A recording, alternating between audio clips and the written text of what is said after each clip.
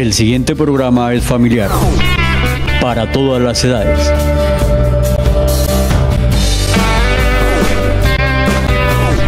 No contiene escenas de sexo ni violencia.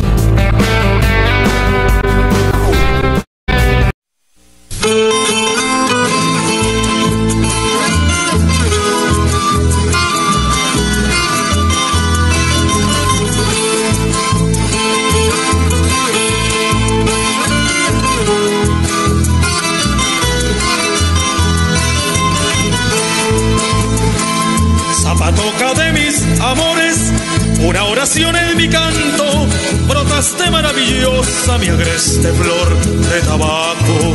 Morena, dulce morena, oh reina de mis ancestros, eres mi rosa bonita, señora del alma, mi sol, mi cielo.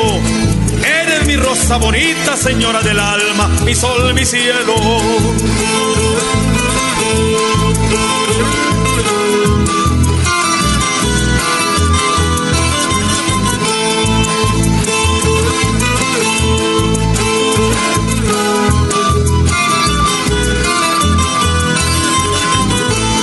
Zapatoca de mis amores, una oración en mi canto, brotaste maravillosa mi agreste flor de tabaco.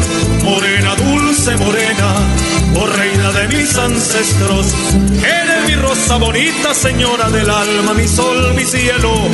Eres mi rosa bonita, señora del alma, mi sol, mi cielo. Viejos taitas que forjaron con tesón mi buena raza, berracos buenos y honrados, cicateando a la mala maña. Por eso es que al Dios del cielo gracias doy todos los días, por ser de tierra bendita, Zapatoca consentida. Zapatoca yo nací, Zapatoca moriré, como lo dicen mis taitas, orgullo es de Santander. Zapatoca yo nací, Zapatoca moriré.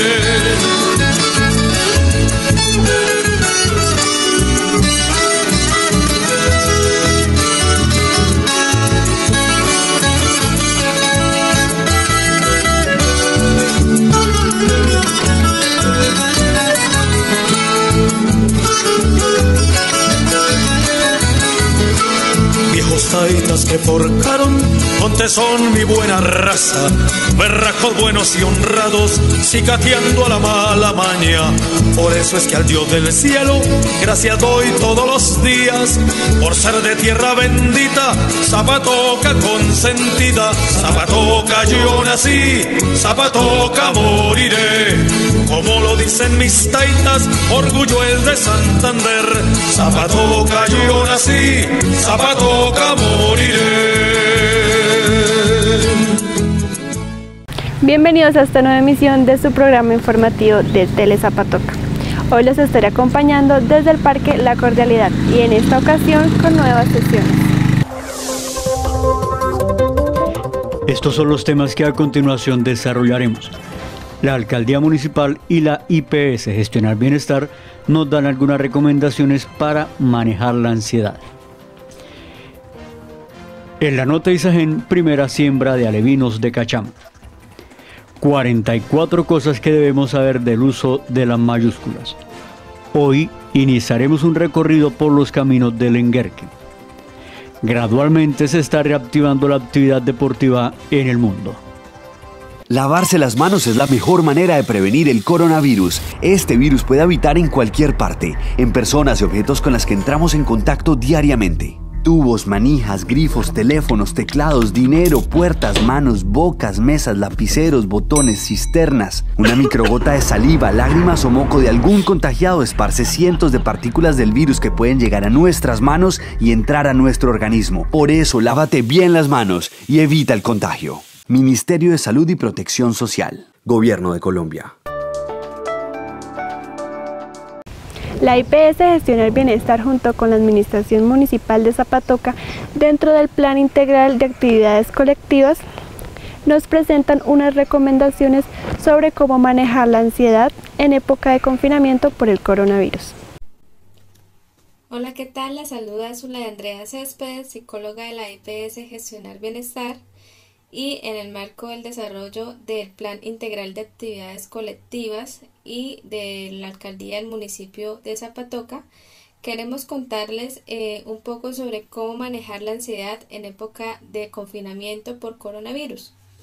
Quiero empezar contándoles sobre la ansiedad. La ansiedad es un estado mental que se caracteriza por inquietudes y angustias excesivas que tienden a limitar de manera gradual y progresiva las actividades cotidianas de cualquier persona.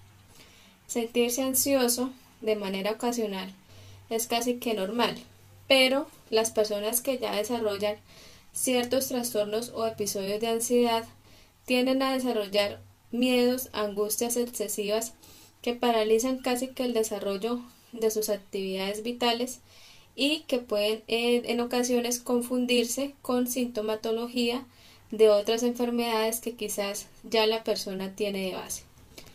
Hay algunos síntomas muy comunes y muy puntuales sobre los episodios y los trastornos de ansiedad. Pueden iniciar con una sensación de nerviosismo, de agitación excesiva, sensación de peligro inminente, de pánico, de catástrofe, aumento del ritmo cardíaco, respiración acelerada, sudoración, temblores corporales, sensación de debilidad o cansancio, problemas para concentrarse o problemas para pensar en otra cosa que no sea aquella preocupación o angustia que me genera esta ansiedad, tener problemas para conciliar y mantener el sueño, padecer problemas gastrointestinales, tener dificultades para controlar las emociones y tener la necesidad de evitar aquellas situaciones que me generen ansiedad. No hay una causa que determine el inicio o el mantenimiento de estos síntomas, pero sí que puede decirse que hay ciertas experiencias de la vida de cualquier persona, como acontecimientos traumáticos, pérdidas o muertes, que pueden provocar el inicio de esos trastornos o episodios de ansiedad. Y también hay personas que son más propensas a sufrirla de manera genética o que de manera hereditaria desarrollan este tipo de patología de salud mental. También hay unas causas médicas. Primero hay que decir que casi que todas las enfermedades de riesgo cardiovascular en algún momento desarrollan esos tipos de trastorno y episodios por ansiedad. Entonces, en ocasiones tiende a confundirse, ¿cierto?, la comorbilidad, la sintomatología con una enfermedad de riesgo cardiovascular, una enfermedad grave, crónica o alto costo, con trastornos de ansiedad o episodios de ansiedad. ¿Como cuáles? Una enfermedad cardíaca de riesgo cardiovascular que son la diabetes, la hipertensión, los triglicéridos, el colesterol y la obesidad. Problemas en la tiroides.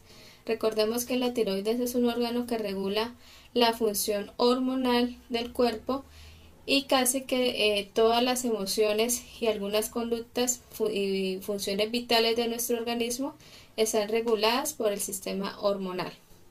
El uso inadecuado de sustancias psicoactivas también puede provocar síntomas de trastorno o episodios de ansiedad, ya que estas personas pueden generar síndromes de dependencia o de tolerancia hacia esas sustancias. Aquellas personas que sufren de dolores crónicos o síndrome de intestino irritable, y sobre todo aquellos pacientes o personas que en algún momento de su vida han tenido un accidente de tipo laboral y que en este momento tienen un dolor crónico intratable. Esto también genera síntomas de trastorno episodio de ansiedad. Y aquellas enfermedades de alto costo como el cáncer y como el SIDA. Hay que tener muy claro cuándo consultar al médico, ¿sí? Porque como les digo, tener ansiedad, ¿cierto? Es normal. La ansiedad está que casi que impulsada por la toma de decisiones y por las situaciones o experiencias de la vida importantes que en este momento estamos viviendo, como es el confinamiento en casa por el COVID-19. Entonces, hay 5 pautas que ustedes deben tener en cuenta para consultar al médico o al especialista.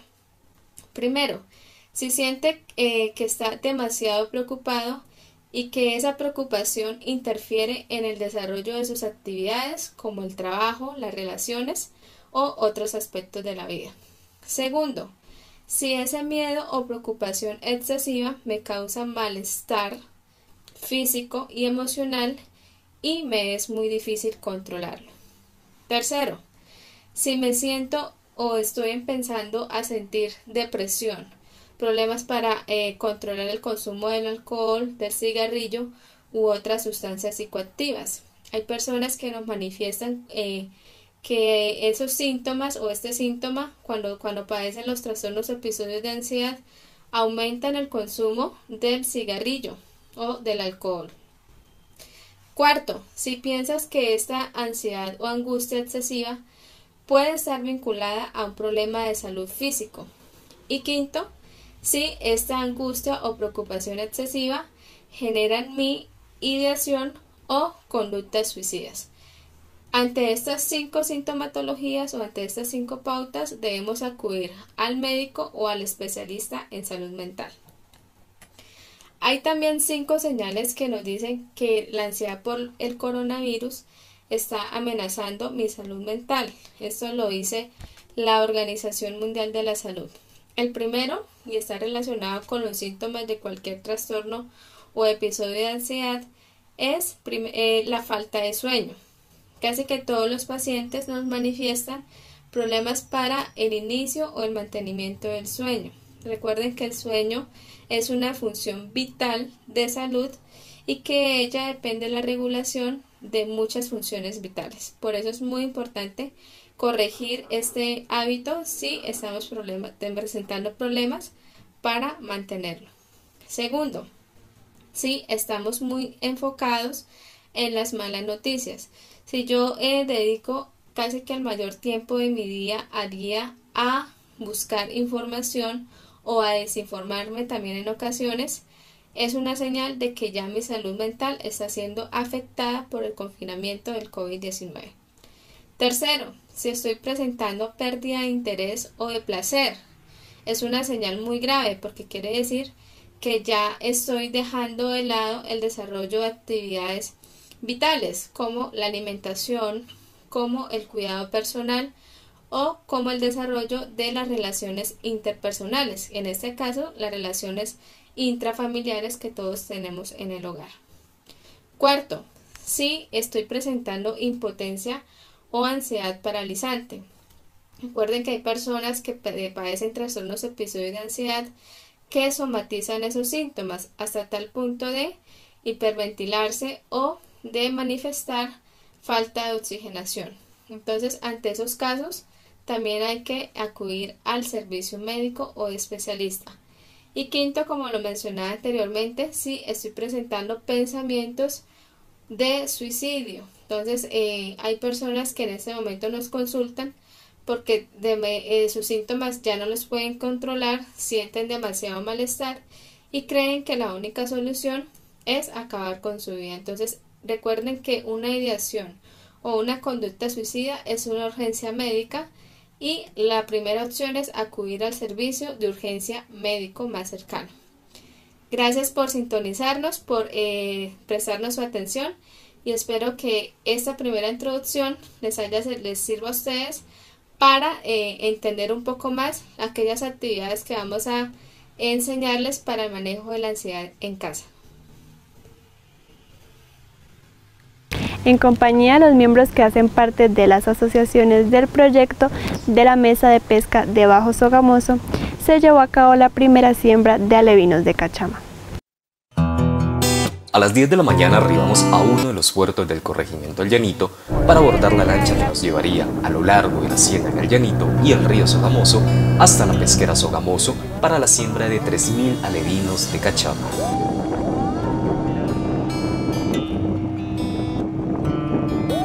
El recorrido, que duró aproximadamente 1 hora, estuvo acompañado por los animales exóticos de la ciénaga y la majestuosidad del Sogamoso.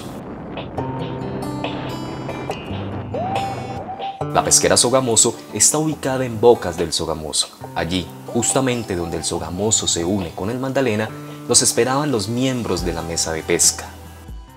Con esta nueva siembra es como poder decir, ok, estamos aprendiendo que no somos un sector solo inmediatista, sino que somos una empresa en desarrollo, que estamos dando nuestros primeros pasos, pero que al fin podemos ver algo que no solamente es un sueño en construcción como hace algunos años, sino que ya es algo palpable.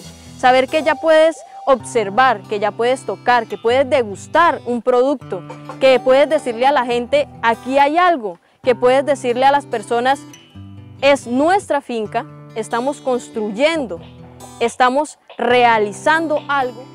La actividad contó con el apoyo de los miembros de la asociación. Ellos fueron los encargados de ubicar los alevinos en los estanques de crecimiento donde se llevará a cabo el proceso de engorde y maduración. El convenio entre Isagen y Ampetras busca fortalecer los aspectos productivos de los pescadores artesanales de la mesa de pesca del río Sogamoso. Por lo tanto, hoy realizamos la siembra de 3.000 de 12.000 alevinos de cachama que estarán distribuidos en 7 estanques de engorde y 2 alevineros. La siembra de los alevinos restantes se hará de manera escalonada. De esa forma, se asegura una producción cíclica y constante que permitirá mantener los niveles de venta y producción. Con este inicio de siembra pretendemos hacer cosechas y siembras escalonadas de manera que se mantenga una producción cíclica mensualmente, por decirlo de alguna manera, y los pescadores a través de este proyecto productivo puedan empezar a generar esas dinámicas productivas y de comercialización que le den sostenibilidad al proyecto productivo. En este proyecto participan 9 organizaciones del Bajo Sogamoso y se ha convertido en una oportunidad para el trabajo comunitario y el fortalecimiento económico. Gracias a esto, con las nuevas condiciones, podemos decir que tenemos una mejora económica, no tenemos que estar dependiendo de las empresas que hay en la zona, sino que el recurso pesquero va mejorando. Los adultos mayores son la población más vulnerable frente al coronavirus. Si vives con un adulto mayor, refuerza medidas de prevención en tu familia, como correcto lavado de manos, limpieza y ventilación de todos los espacios de la casa y abstente de tener contacto cercano con ellos. Si ves que un adulto mayor presenta fiebre y síntomas como tos, dolor de garganta o dificultad respiratoria, consulta de inmediato a los servicios de salud. Evitar el contagio es responsabilidad de todos. Ministerio de Salud y Protección Social, Gobierno de Colombia. Hoy con la profe Mónica, 44 usos de la mayúscula. Hola, soy la profe Mónica. Hoy, 44 cosas que usted debe saber sobre las mayúsculas. Las mayúsculas sí llevan tilde. Las siglas se escriben con mayúscula y no llevan tilde.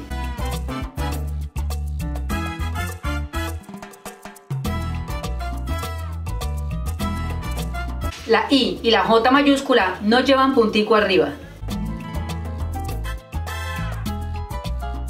Los acrónimos se escriben con mayúscula.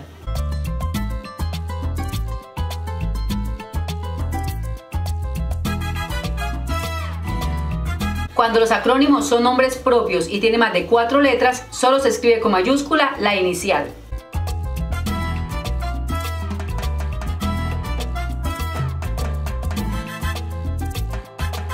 Se escriben con mayúscula los títulos, los capítulos, las escenas. Se escriben con mayúscula las cabeceras de diarios y revistas. Se escribe con mayúscula las inscripciones en lápidas y monumentos. Se escribe con mayúscula las siguientes palabras: certifica, expone, solicita, en textos administrativos y jurídicos. Se puede usar mayúsculas en informaciones donde se desea resaltar algo.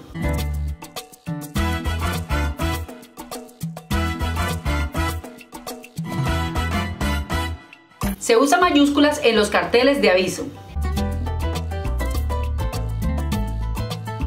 Se escribe mayúscula después de punto. Se escribe mayúscula después de puntos suspensivos solo si estos encierran un enunciado.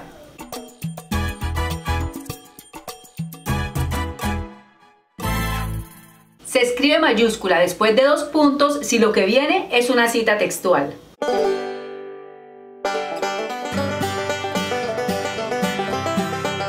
Se escribe mayúscula después de 2 puntos en el saludo de cartas o documentos. Se usa la mayúscula cuando la pregunta o la exclamación inician el enunciado. Se escribe con mayúscula los nombres propios de personas, animales o cosas singularizadas. Se escriben con mayúscula los nombres de divinidades. Se escribe con mayúscula inicial los apellidos. Si el apellido inicia con una preposición o preposición más artículo, estos se escriben con minúscula. Se escriben con mayúscula los apodos o seudónimos.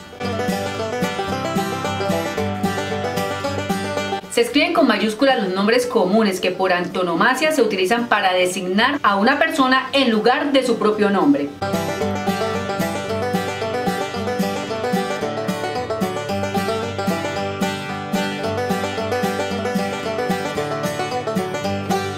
Se escriben con mayúscula los nombres abstractos personificados que se utilizan alegóricamente.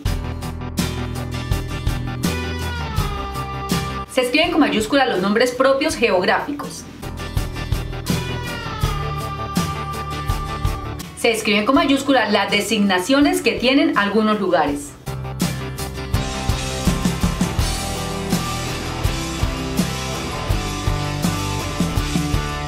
Se escriben con mayúscula los nombres de vías y espacios urbanos.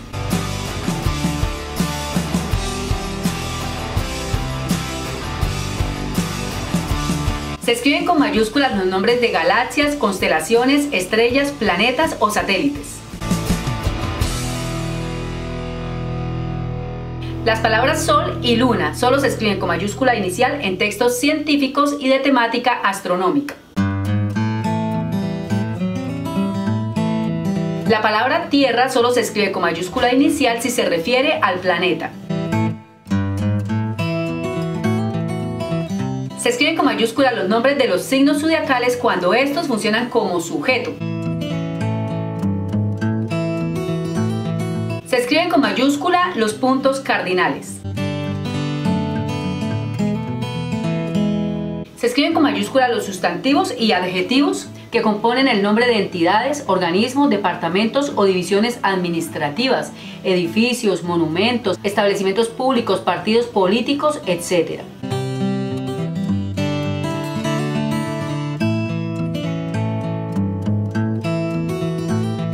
Se escribe con mayúscula los nombres de los libros de la Biblia. Se escriben con mayúscula los nombres de los libros sagrados. Se escribe con mayúscula la primera palabra del título de cualquier obra de creación: libros, películas, cuadros, esculturas, piezas musicales, programas de radio, de televisión, etc. Se escriben con mayúscula los nombres de festividades religiosas o civiles. Se escriben con mayúscula los nombres de las marcas comerciales.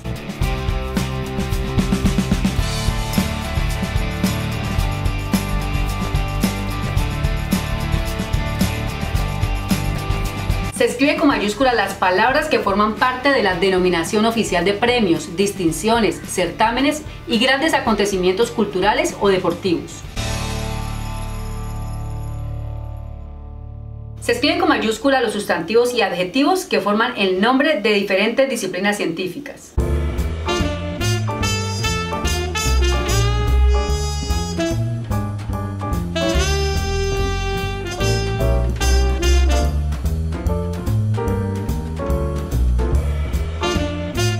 Se escribe con mayúscula la primera palabra del nombre latino de especies animales y vegetales.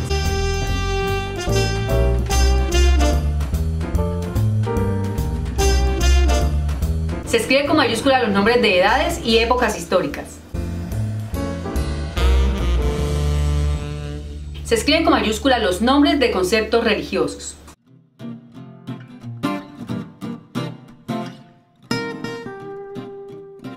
Se escriben con mayúscula los números romanos.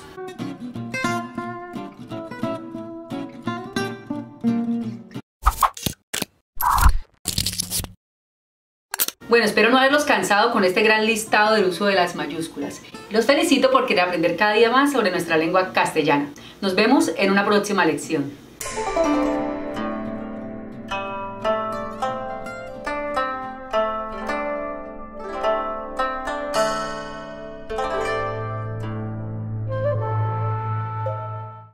Esta es la técnica de lavado de manos que salva vidas. Primero, mójate las manos. Toma una cantidad suficiente de jabón para cubrir la superficie de tus manos y frota las palmas de tus manos entre sí. Frota también la palma de la mano derecha contra el dorso de la mano izquierda, entrelazando los dedos y viceversa. Ahora frota las palmas de las manos entre sí con los dedos recogidos. Frota el dorso de los dedos de una mano con la palma de la mano opuesta. Termina frotando con un movimiento de rotación el pulgar izquierdo, atrapándolo con tu mano derecha y viceversa. Enjuaga tus manos y sécalas con una toalla limpia o con papel. Utiliza la toalla para cerrar el grifo. Más información en www.minsalud.gov.co, llamando a la línea nacional 018 095 55 90 o desde un celular al 192. La salud es de todos. Ministerio de Salud y Protección Social, Gobierno de Colombia. En compañía del guía José Rueda, hicimos un recorrido por los caminos del Lenguerque, recordando su historia y resaltando la importancia de los mismos. Buenos días, mi nombre es Andrea Alvarado y hoy les vamos a hablar sobre los caminos del Lenguerque. Pero primero, ¿quién fue Lenguerque? Lenguerque fue un aventurero, colonizador, comerciante y terrateniente alemán. Nació el 31 de agosto del año 1827 en el Reino de Hannover. Lenguerque llegó a Colombia a la edad de 25 años y se instaló en el entonces Estado Soberano de Santander. Lenguerque llegó huyendo de la justicia de su país debido a que había dado muerte a un coterráneo suyo durante un duelo.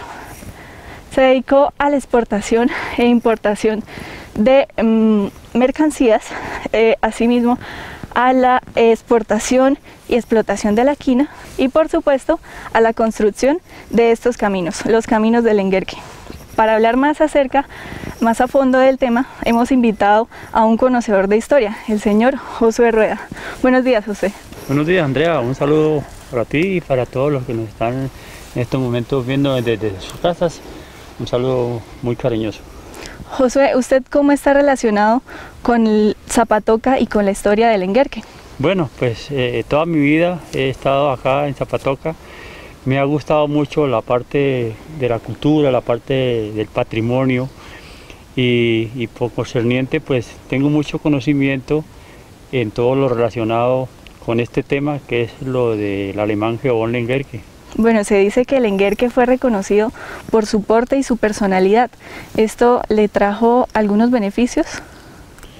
Sí, para Zapatoca y la región fue muy importante porque la llegada del alemán, que era ingeniero y comerciante a la vez, en una buena propuesta que le hizo al Estado Soberano de Santander, se logró rescatar los caminos ancestrales que luego fueron los caminos de la colonia y por lo cual por ahí fluyó todo el comercio de ahí para acá porque esto estaba muerto, sumida la economía por falta de tener vías de acceso para llevar y traer. Entonces se logró el rescate de los caminos hacia el puerto de Barrancabermeja. Entonces la economía tanto local como regional, porque los caminos del Lenguerque fueron varios los que se lograron rescatar, entonces le dio vida a esa economía de la región. Gracias a eso, Lenguerque llegó a tener unas 12.000 hectáreas de terreno aproximadamente y algunas haciendas. ¿Cuáles fueron esas haciendas? Sí, se dice que fueron aproximadamente 12.000 hectáreas de tierra que fue adquiriendo poco a poco y con el Estado también por el mismo trabajo que venía haciendo, y entre esas estaba la finca, la hacienda de Florito, que queda en terrenos de Betulia, lastimosamente por falta de pronto de interés, porque eso era un patrimonio, se destruyó, esa sí no quedó piedra sobre piedra. Pero la de Montebello, que es otra que queda a las orillas de la represa de Hidrosogamoso, Montebello sí se logró rescatar, inclusive los propietarios de esa hacienda son hijos de Zapatoca, son Higuera Escalante, y ellos reconstruyeron esta hermosa casa y la tienen como dispuesta para la parte turística. Y hay otra muy hermosa que es en el corregidor del municipio de Girón, y esa también está muy bonita. Esas fueron las 3 grandes haciendas que tuve, la parte de una casona grande que era donde él vivía en Zapatoca, donde se construyó el Colegio Salesiano Santo Tomás, en toda la esquina de la calle 20 con carrera octava esquina. Allí era una casona grandota, y ahí fue donde inició los estudios, porque ahí iniciaron los padres jesuitas, iniciaron ahí con los estudios, aprovecharon la casa, ya después pues ya modernizaron y está el edificio que tenemos ahorita. Qué interesante. Bueno, Josué, y acerca de los caminos, ¿cómo se construyeron? ¿Ya habían unas guías, unas huellas indígenas? Sí, claro. La mayor parte de los caminos son ancestrales. Los caminos ancestrales eran caminos muy angostos, porque como en ese entonces no habían bestia, no había mula, no habían caballos, entonces era todo de a pie. Cuando ya llegó la colonización, en la época de la conquista, entonces ya llegaron con caballos, con mulas, entonces ya empezaron a abrir brecha para que los caminos fueran más amplios, ¿sí?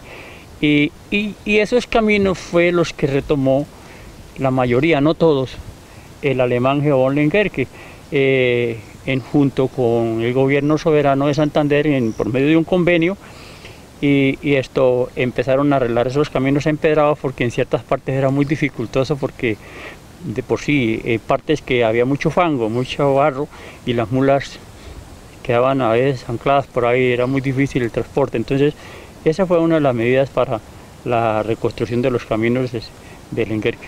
Y por supuesto, con el paso de los años, estamos hablando de hace casi 2 siglos, se han necesitado reconstrucciones. ¿Qué recursos se han destinado para esto?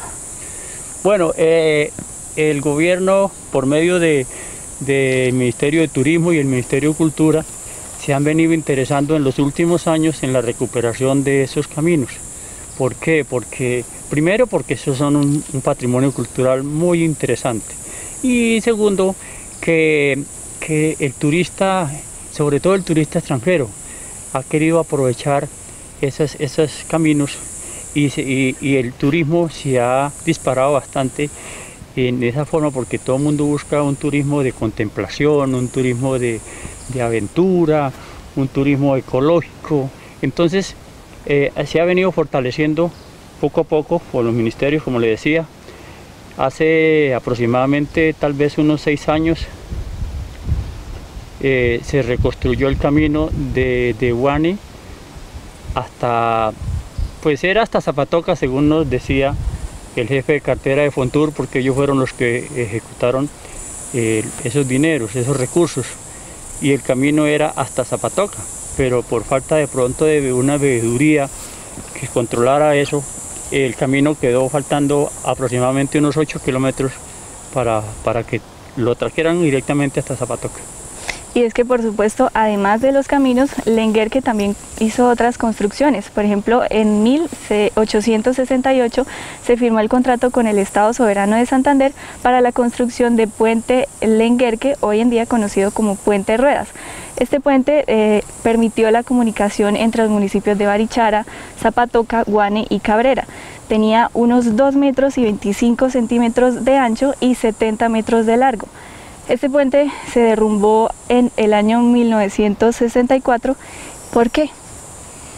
¿Qué dio origen a ese? Bueno, hay historias que sería muy bonito poder volver a recobrarlas. Por ejemplo, ese puente, el nombre es el puente Lenguerque.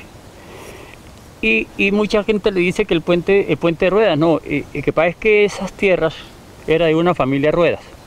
Entonces el nombre como tal es el puente Lenguerque sobre el paso de Ruedas, que eran los terrenos, ¿sí? Y bueno, y entonces la cuestión es ese puente prestó servicios hasta 1964. Un señor ganadero iba pasando con 13 novillos de una vez y el puente colapsó. Lógicamente, pues me imagino que los novillos todos se irían al río, y hasta ese tiempo permaneció en servicio. El padre Isaías Ardila, cuando fue párroco en Guani, él logró rescatar unas rejas puertas que había traído Lenguerque de Alemania, unas puertas en bronce, de por sí, imagínate, eso tiene un costo muy altísimo. Claro. Él logró rescatarlas del puente y las llevó para Guani. Allá las colocaron por la parte de afuera de Guani, al lado y lado están las dos rejas puertas. Si no las hubiera rescatado, se hubieran perdido. Ahí están marcadas 1870, que fue cuando se inauguró el puente, y Bremen, Alemania. En la otra está marcada.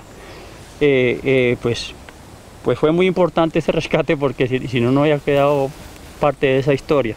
Entonces pues ese puente fue el primer puente colgante que tuvo Colombia, junto con el puente que está entre el camino que hay de Los Santos a Jordán sube sobre el río Chicamocha. Este río lo llamamos el Suárez, pero el nombre original del río es el Saravita. Saravita significa en lengua guane, desde aquí comienza. Pero resulta que en tiempo de la conquista, ahí se le ahogó uno de los mejores caballos a un coronel Suárez Rondón. Entonces le colocaron que el río Suárez, pero el nombre original de ese río es el río Saravita, que nace en la laguna de Júquene y recoge muchas vertientes de otros ríos, de otras quebradas. Recoge el río Ponce, que es el que pasa por Rangil, y viene a encontrarse con el Chicamocha, que es el que viene por la parte de Capitanejo, y conforman el río Sogamoso. Y esos tres ríos grandes son los que llenan la represa de Hidrosogamoso. Claro, y es que asimismo en la construcción de Puente Ruedas o Puente Lenguerque, Lenguerque hizo un convenio con el Estado Soberano de Santander en ese entonces. ¿Y de qué se trataba este convenio acerca de los peajes? Bueno, hay cosas interesantes. El gobierno en ese entonces estaba algo como en bancarrota, y entonces resulta que la propuesta que le hizo el alemán al gobierno soberano, que él le alimentaba a los presos y el gobierno se lo facilitaba. Inclusive en una de las haciendas, en la del Florito, habían calabozos y habían cepos para tener, habían presos que eran peligrosos, y ese fue uno de los convenios que hicieron. Entonces el gobierno le facilitaba a los presos. Y el otro convenio fue que por 20 años Lenguerque cobraba un peaje en ese puente por las inversiones que él hacía a su nombre, y entonces ahí le ponían precio a las personas, a las mulas que iban vacías o las que iban con carga. Cada una tenía un precio estipulado. Entonces él devengó esos dineros durante 20 años. Por eso fue la riqueza de Lenguerque también. Y Lenguerque, se habla de un conflicto que Lenguerque tuvo con unos artesanos de Bucaramanga. ¿Por qué sucedió este conflicto? Sí, todo eso radicó a raíz de la comercialización de todo lo que se producía en esta zona. Esta zona, él exportaba tabaco, sombreros, café, y entre sombreros, la quina. La quina tenía un precio muy alto. Y eso fue uno de los productos que le dio mucha economía, le subió la rentabilidad a los ingresos de Geobón Lenguerque. Entonces ahí hubo donde él logró obtener tanta riqueza, de aumentar su caudal. Pero entonces resulta que cuando descubrieron quina en África, el precio se fue para el suelo. Entonces ahí fue donde él empezó tenía un problema hepático, porque él tomaba whisky, bastante whisky. Y la depresión, por la baja de los precios de la quina, entre la depresión y ese otro problema que tenía de salud, fue lo que lo llevaron a la muerte, a la edad de 55 años, joven aún. Y cuenta la historia que él tenía un sirviente de confianza, y esos últimos días se iban para las orillas del río Saravita, al ladito del puente Lenguerque, y él se estaba semanas ahí leyendo sus libros, y ahí fue donde fue acabando ya él con su proceso.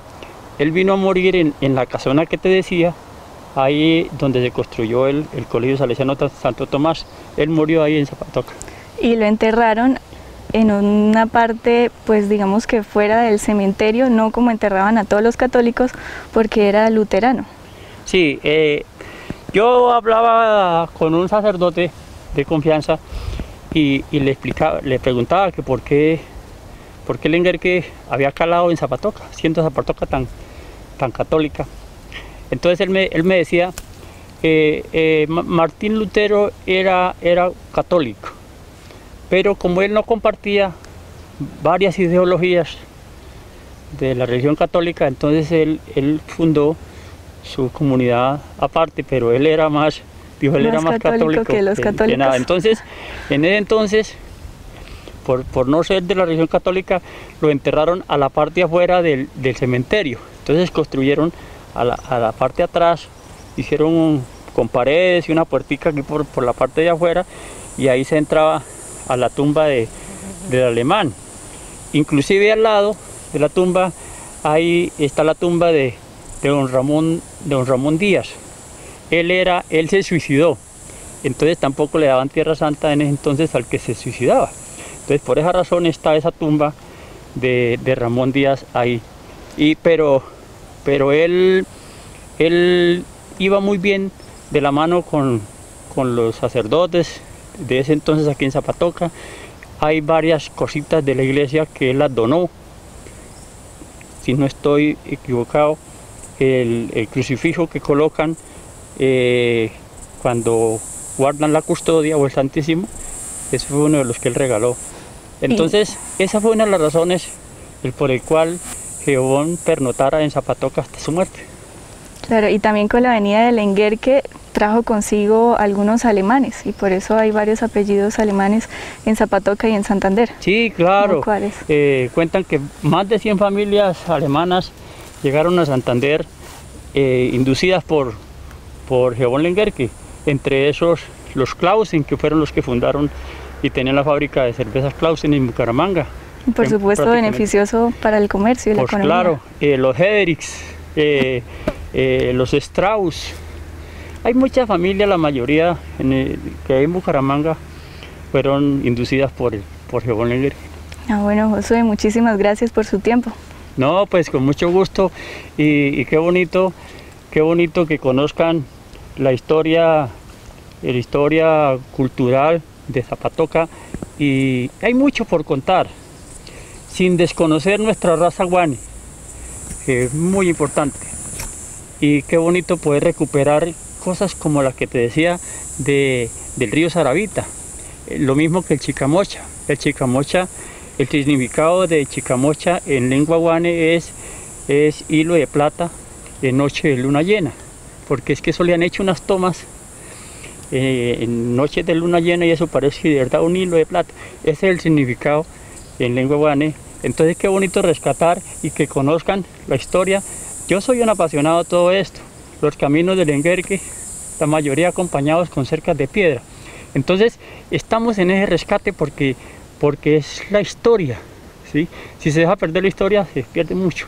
Entonces me alegra y le agradezco que me haya invitado a este programa y a esta sección, y cuando tú quieras, hay muchas cositas para contar. Bueno, Josué, muchas gracias. Y es que los senderos no solo son parte de la historia de Santander, sino ese reflejo de pujanza y fuerza de nuestros antepasados. Entonces, Lenguerque no solo está sepultado en el cementerio de Zapatoca, sino en cada piedra que conforman estos caminos, que son el reflejo de la historia de Santander.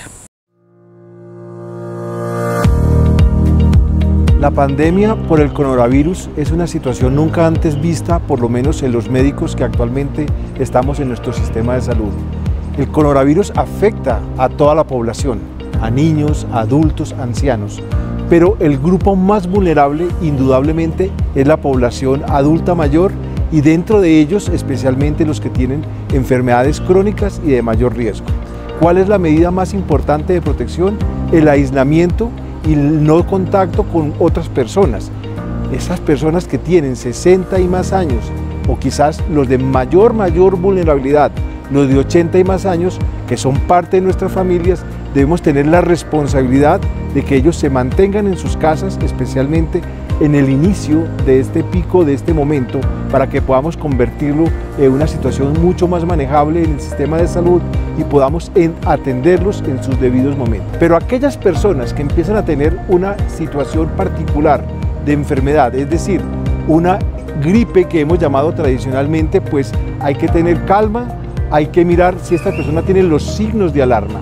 ¿Cuáles son estos signos de alarma? Son dos: fiebre mayor de 38, persistente, quizás 1, 2, 3 días, y por supuesto dificultad respiratoria. ¿Qué hacer en estos casos? Recomendamos llamar a su sistema de salud. ¿Por qué? Porque lo importante es tener la capacidad para evaluación domiciliaria. Si el sistema de salud por algún motivo no puede hacerlo, en esos casos y solo exclusivamente en esos casos podrían ir a los servicios de urgencias, pero bajo esas condiciones. No todas las personas que tienen gripa y sean adultas mayores o con enfermedades crónicas pueden necesariamente tener las complicaciones. En nuestra población, que son familias nucleares y nucleares extensas, los padres y los abuelos tienen un papel protagónico en la crianza de los hijos y de los nietos. Es tradicional que un abuelo vaya al colegio, vaya a la casa, cuide a los nietos. En este caso no es recomendable. ¿Por qué?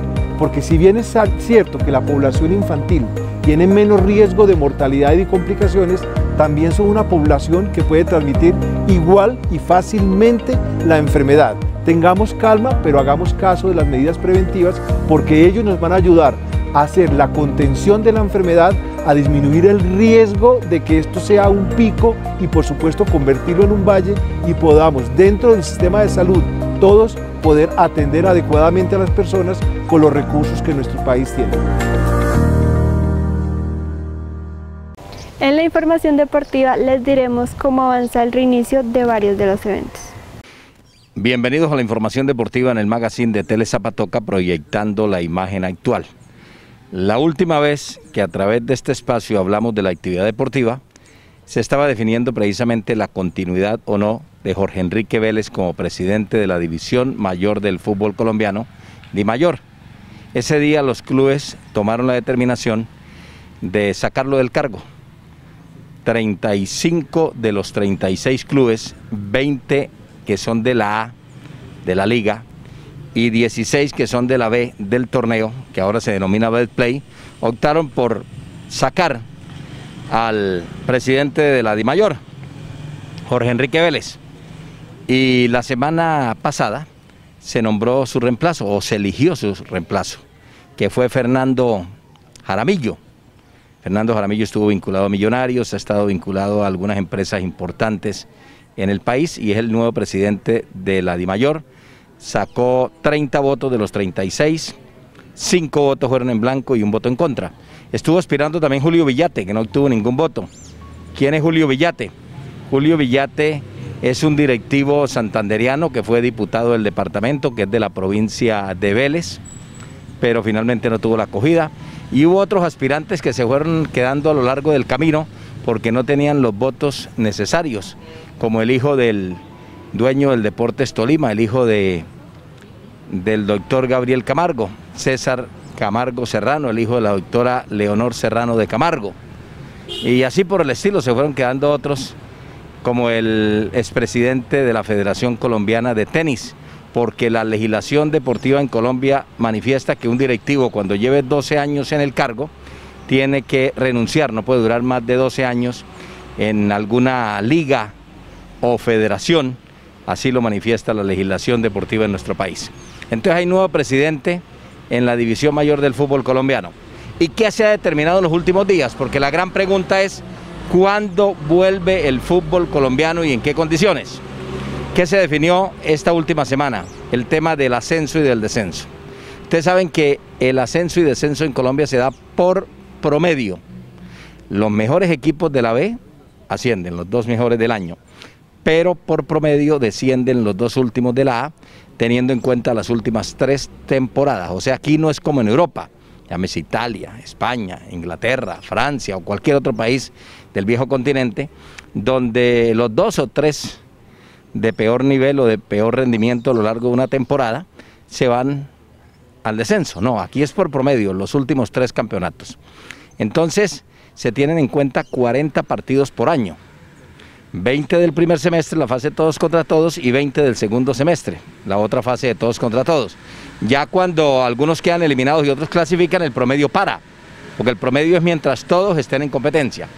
Entonces, como este año, ante el tema de la pandemia del coronavirus, resulta que apenas se han jugado 8 fechas y hay 2 partidos inclusive pendientes, 2 partidos por jugarse, Pasto Tolima en Pasto, en el Estadio La Libertad del sur del país, y Cali Millonarios, para completar las 8 fechas. Entonces, ¿qué se va a hacer? Este año en la A se va a terminar de jugar un semestre, es decir, se van a jugar los 2 partidos aplazados, 12 fechas pendientes del todos contra todos, y van a clasificar solamente los 4 primeros porque se iba a jugar Copa América este año compartida entre Colombia y Argentina.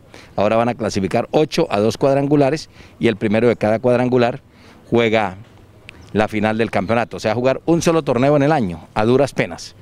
Entonces, ¿qué definieron para el descenso? Que el descenso hasta que no se cumplan los 40 partidos, y los 40 partidos se van a cumplir a mediados del año entrante. Si este tema de la pandemia lo permite.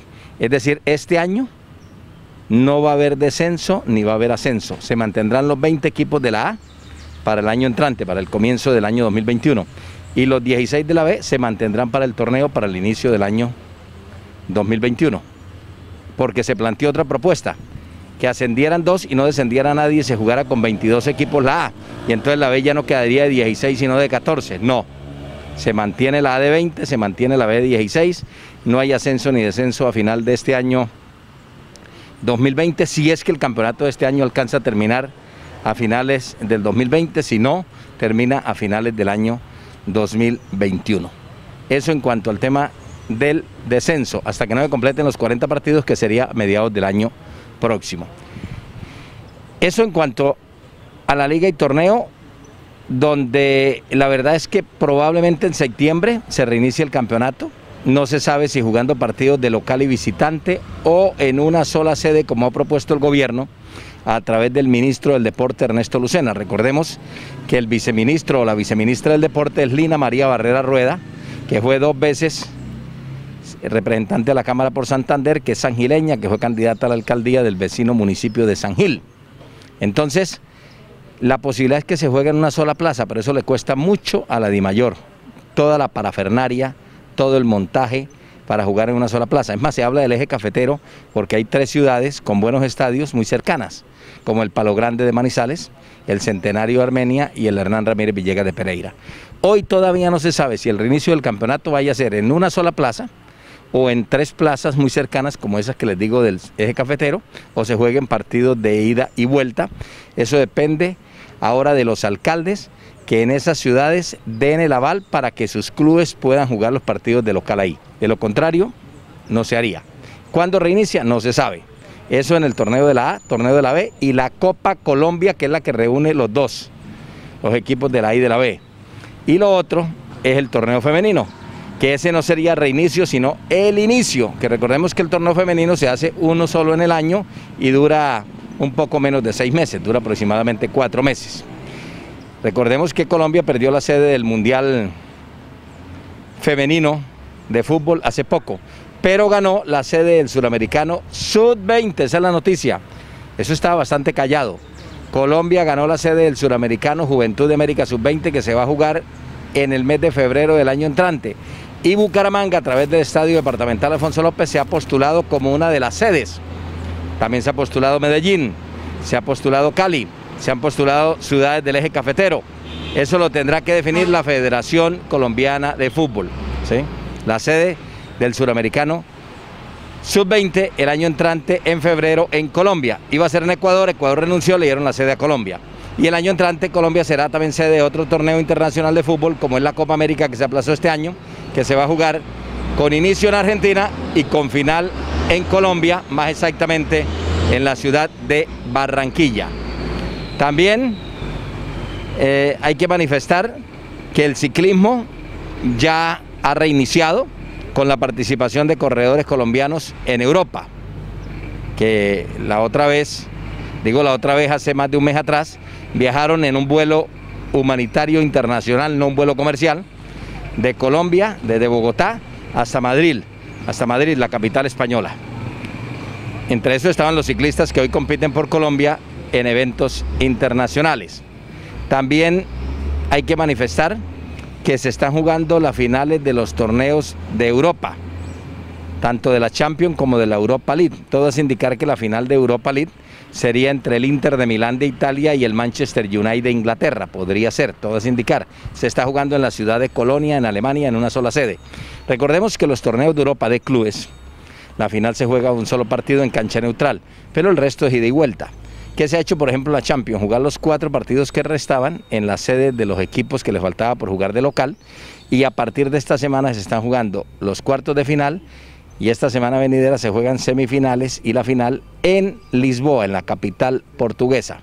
Los 4 partidos que faltaban por jugar se efectuaron la semana anterior, donde el Barcelona español de Lionel Messi eliminó al Napoli de Italia de David Ospina, que no se sabe si continúa en ese club o cambia de equipo. El Bayern de Múnich de Alemania eliminó al Chelsea de Inglaterra de una manera categórica. El Lyon de Francia dio la sorpresa eliminando a la Juventus de Italia, el Olympique de Lyon, y el Manchester City eliminó al Real Madrid, que había sido 3 veces campeón de Champions. Recordemos que el año pasado el campeón fue el Liverpool inglés, hoy ya eliminado por parte del Atlético de Madrid. Y el Atlético de Madrid lo eliminaron esta semana, lo eliminó el Leipzig, un equipo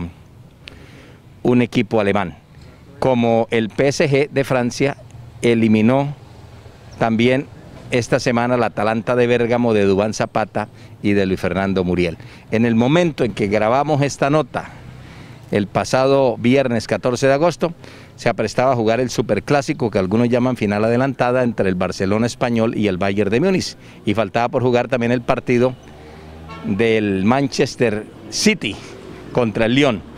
Ya hay una semifinal lista, que es el equipo de alemán, el Leipzig, contra el PSG el próximo martes, y los ganadores de estos 2 partidos que les comentaba van a jugar la otra semifinal el día miércoles, y la final será el 23 de agosto.